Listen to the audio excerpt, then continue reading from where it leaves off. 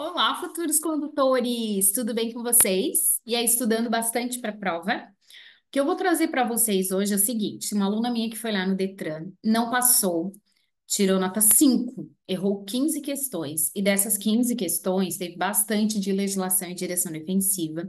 Então, eu trouxe aqui duas questõezinhas de direção defensiva e de legislação, não lembro quantas eu trouxe, para mostrar para vocês. E para a gente não errar também lá na prova, tá? Caso caia essa mesma questão. Deixa eu compartilhar a tela aqui com vocês de questões de prova. Deixa eu colocar aqui grandinho. Pronto. Questões de prova teórica do Detran, quem tinha, tá? A pessoa acabou de me mandar a prova, estava dando uma olhadinha ali, peguei algumas questões para mostrar para vocês aqui, então. Primeira questão. A figura ao lado, na verdade eu coloquei embaixo para ficar um pouco maior, né? Representa um quarteirão de uma rua de duplo sentido de circulação, sem sinalização de regulamentação. Ou seja, não tem placa de estacionamento. Desculpa, a sinalização de regulamentação são as placas, né? Sinalização vertical, as placas redondas e vermelhas. Então, não existe placa ali naquela rua, tá? Três veículos estão estacionados conforme indicado. Nessa situação, a infração de trânsito ocorre apenas em relação a qual veículo? Então, vamos analisar. O veículo, deixa eu pegar aqui minha canetinha. Só pegar minha canetinha vermelhinha aqui. O veículo número 1 está estacionado exatamente aqui. Não tem faixa amarela, né? Porque se essa faixa aqui, ó, de bordo, a linha de bordo fosse de cor amarela, a gente já sabe, não pode estacionar. Mas ali a faixa é branca, então o número 1 tá certo, né? O número 1 não vai levar multa, não. Que ele quer aqui o que vai levar multa, né? O que tá fazendo coisa errada. O número 2, opa, daí já é diferente. O número 2 está fazendo coisa errada. O que que o número 2 está fazendo? Estacionado na contramão. Olha aqui, ó. O sentido de direção dessa via aqui é para lá, para o outro lado. Então, ele está estacionado na contramão. O número 2 vai levar multa? Sim. Ele está cometendo uma infração? Sim. E o veículo número 3, olha ali. O que que ele está fazendo? Estacionou a menos de 5 metros da esquina. E a gente sabe que não pode estacionar a menos de 5 metros da esquina. Então, o número 3 também está errado, então também está cometendo uma infração. A resposta correta dessa é a letra D. A infração de trânsito é aos veículos 2 e 3.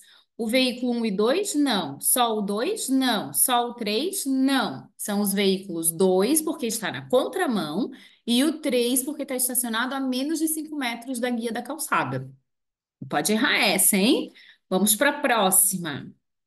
Quando aparece esse xizinho vermelho aqui, ó, é porque a pessoa errou lá na prova do Detran. Daí, claro, eu editei, né? Tirei a resposta dela. Próxima questão. É proibido a todo condutor de veículo. Gente, é proibido a todo condutor de veículo. A. Nas estradas, parar o veículo no acostamento e aguardar a oportunidade para cruzar a pista. Isso aqui não é proibido, isso aqui é obrigado a fazer. Sabe o que que significa essa questão? Digamos que a gente esteja na estrada, ele colocou na estrada, daí confunde um pouquinho, né? Numa rodovia.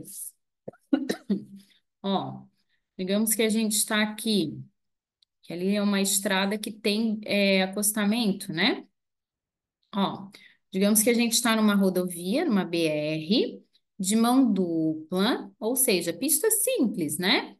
Vou até colocar aqui uma rua, ó. A gente vai entrar nessa rua aqui, à esquerda. Opa, deixa eu voltar aqui, fazer uma rua bonitinha. Pronto. E vou colocar também uma faixa amarela aqui no meio para a gente saber que é uma via de mão dupla, tá? Se eu estou, essa setinha que eu vou fazer aqui agora representa um carrinho, um veículo.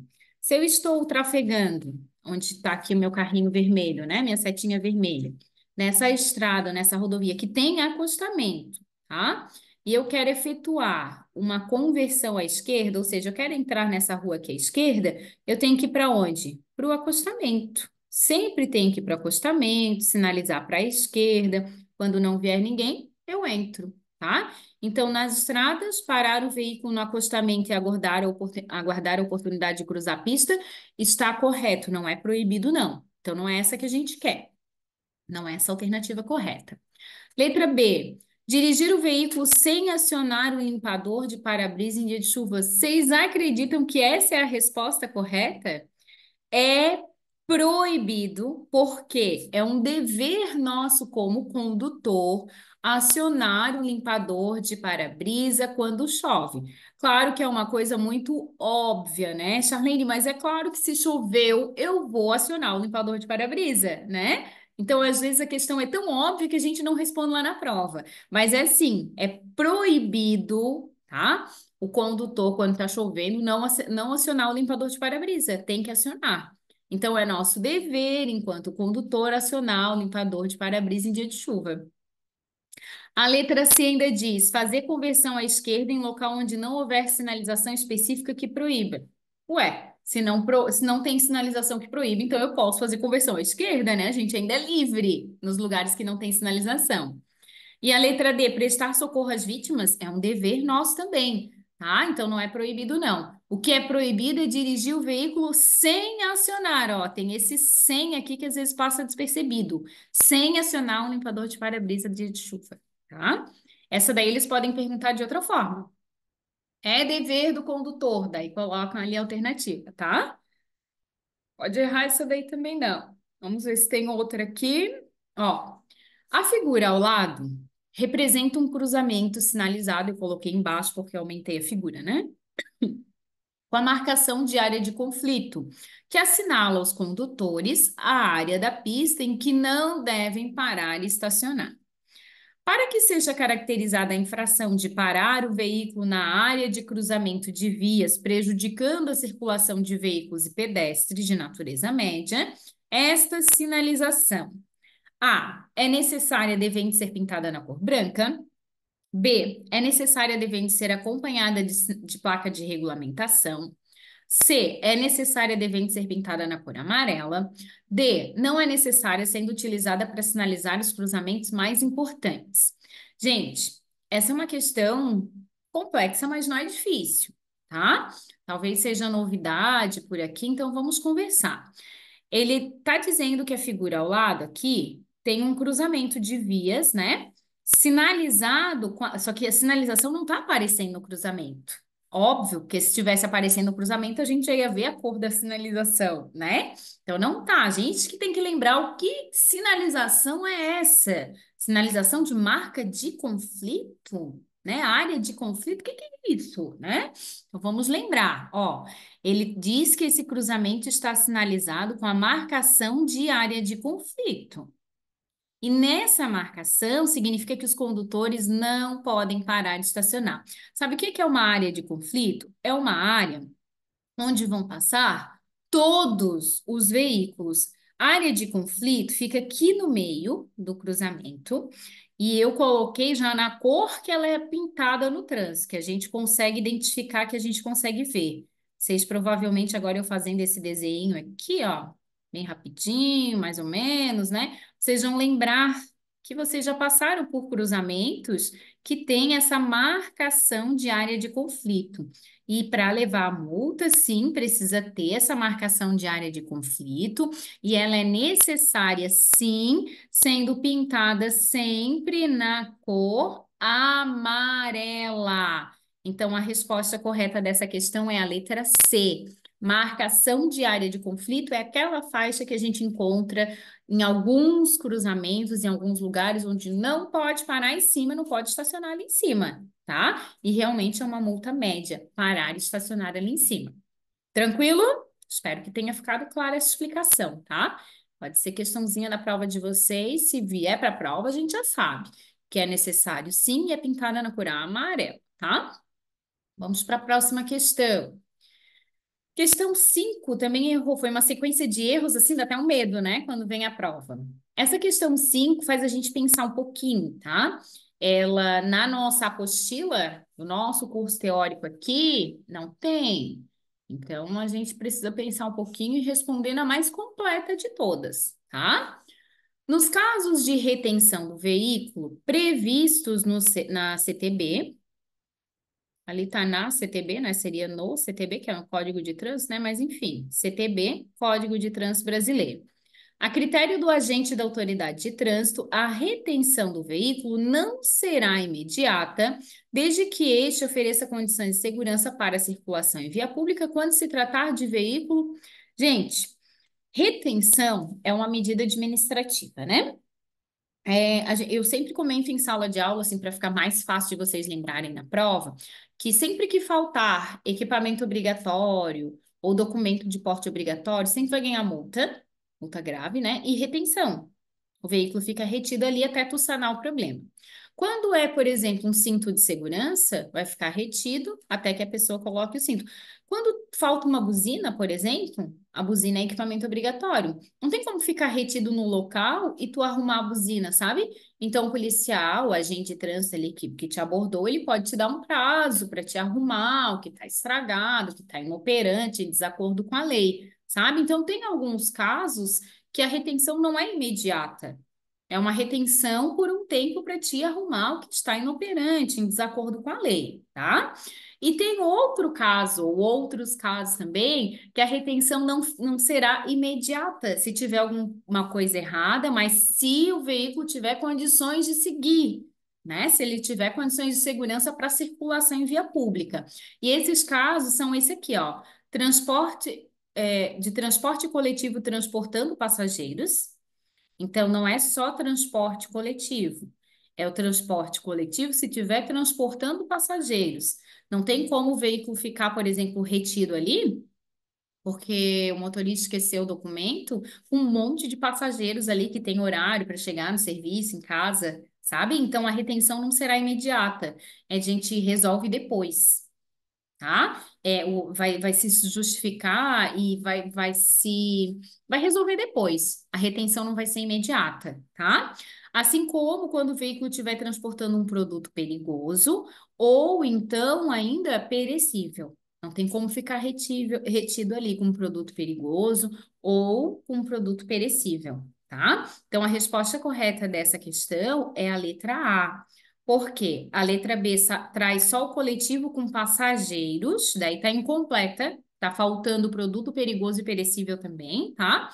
E a letra D traz produto perigoso ou perecível e daí não traz transporte de passageiros, né? O transporte coletivo com passageiros. Então, essas duas estão incompletas. A mais completinha e a correta é a letra A. Tá certo? São situações em que o veículo não terá retenção imediata, se ele tiver condições de continuar a viagem, tá? Vamos ver o que mais que eu trouxe aqui. Opa, mais as 6, tá? Viu como foi uma sequência de erro, né? Essa daqui é importante, ó. Deixa eu ver. 6. O trânsito em marcha ré é permitido apenas. Gente, trânsito em marcha ré é permitido apenas para pequena manobra.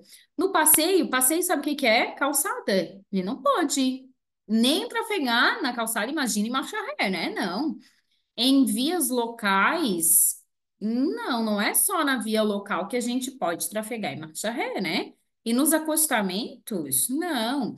O trânsito em marcha ré, ele é um trânsito para pequenas manobras. A manobra em marcha ré deve ser feita para pequenas manobras só, tá? Por quê? Para frente, a nossa visão já é limitada, a gente já tem pontos cegos de visão. Para trás tem muito mais, tá? Então, é sempre para pequenas manobras. Essa questão aí é importante, isso aí já cai na prova há muito tempo. Duas de direção defensiva para finalizar e o vídeo não ficar tão grande, tá? 14. Claro que eu dei uma puladinha aqui nas questões, né? Qual das alternativas abaixo não fazem parte das condições adversas do motorista? Gente, lembrem, condições adversas são condições que favorecem para que a gente se envolva no acidente. Condição adversa do motorista é a nossa condição adversa. O que que acontece com a gente que favorece para que aconteça um acidente? Então, a letra A, fadiga, dirigir alcoolizado e sono, isso é condição adversa do motorista. Ele quer aqui, ó, o que não é condição adversa do motorista. Quando tem questões que eles pedem o não, pedem o incorreto, aí é difícil para gente, né? Porque a nossa cabeça está condicionada a responder o certo, a responder o sim, os que fazem parte. Então, cuidem, tá? Visão ou audição deficiente, perturbações físicas, dores ou doenças? Aham, isso é condição adversa motorista, sim. Estado emocional, tristeza, alegria, preocupação, medo, insegurança, inabilidade. Uhum. Tudo isso, condição adversa do motorista. Então, a resposta só pode ser a letra D. Veículo transitando no mesmo sentido com luzes acesas. Não, gente. Essa daqui não é condição adversa do motorista, tá? Isso aí, na verdade, não é nenhuma condição adversa, né? Mas não é do motorista, tá? Resposta correta é a letra D. Fiquem atentos aos detalhes, ó, que não faz parte, tá? Às vezes, por esse detalhezinho que a gente acaba se dando mal lá na prova, né? E a última, então, para a gente fechar esse vídeo, é dever de condutor de veículos. Gente, o que que é um dever nosso? Além de acionar o limpador de para-brisa em dia de chuva, né? Saber efetuar a troca de peças defeituosas do veículo, isso não é dever nosso. Para isso que a gente tem lá os nossos mecânicos, as pessoas especialistas nisso, né? Especializadas nisso.